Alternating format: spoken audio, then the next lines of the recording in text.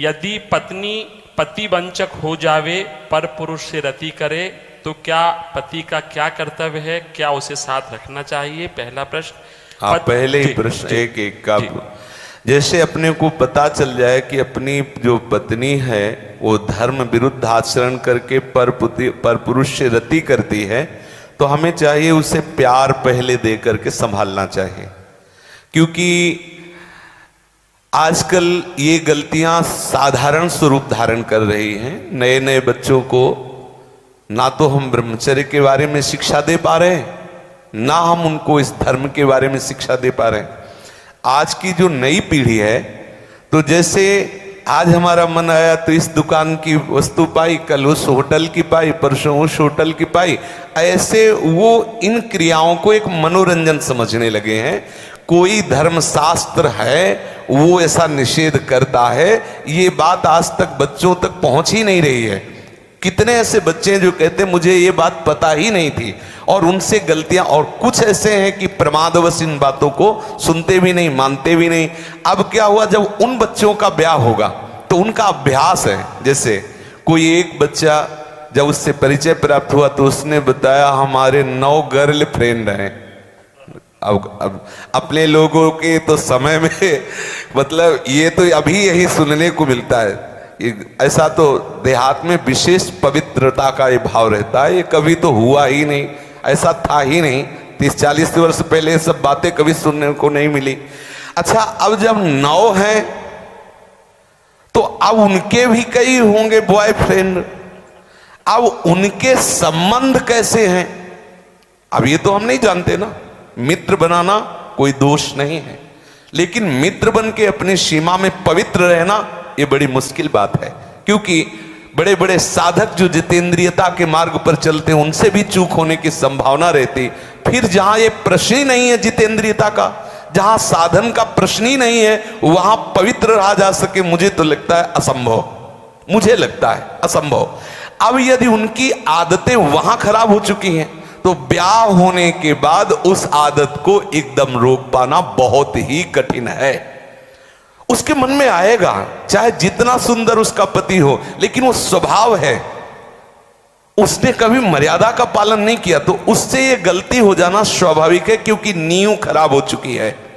अब क्या करे, पहला कार्य पति का है कि उसे प्यार करके, लेकिन ये वही सुधार सकता है जो स्वयं में सुधरा हो।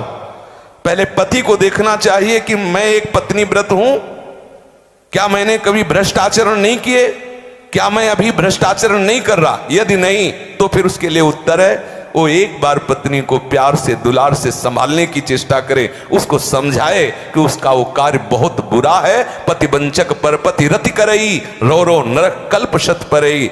न जाने कितनी ताड़ना उसको भगवत विधान से मिलती है।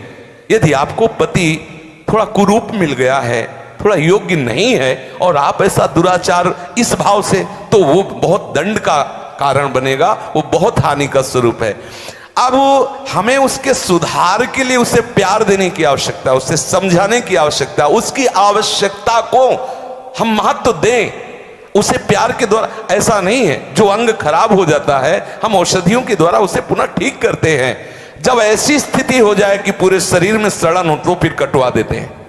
जब ऐसी स्थिति हो जाए कि बहुत बार समझाने पर भी धर्म विरुद्ध आचरण, तो फिर अपने भारतीय संविधान में तलाक की व्यवस्था है, फिर वो विधान कर ले। मारने पीटने की जरूरत नहीं है, उसको साबित करके कि आपको बहुत बार समझाया लेकिन आप धर्म विरुद्ध आचरण करते हैं और मैं धर्म के मार्ग में चलना चाहता हूं, इसलिए हम आपको प्रणाम करते हैं, नमस्कार करते हैं, आप अपना मार्ग चयन कर लीजिए।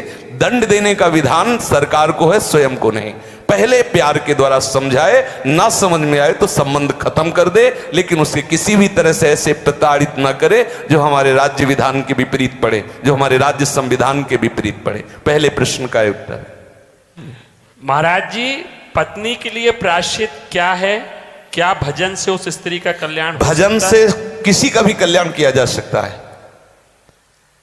अगर वो व्यभिचारिणी पत्नी है और हमारे प्यार से वो सुधरना चाहती है तो भगवान नाम का आश्रय लेकर के उसे मार्ग में बढ़ाना चाहिए। वो निश्चित भगवत प्राप्त हो जाएगी, उसका निश्चित सुधार हो जाएगा। जब वैश्याएं भगवत प्राप्त हो गई तो वो क्यों नहीं हो सकती?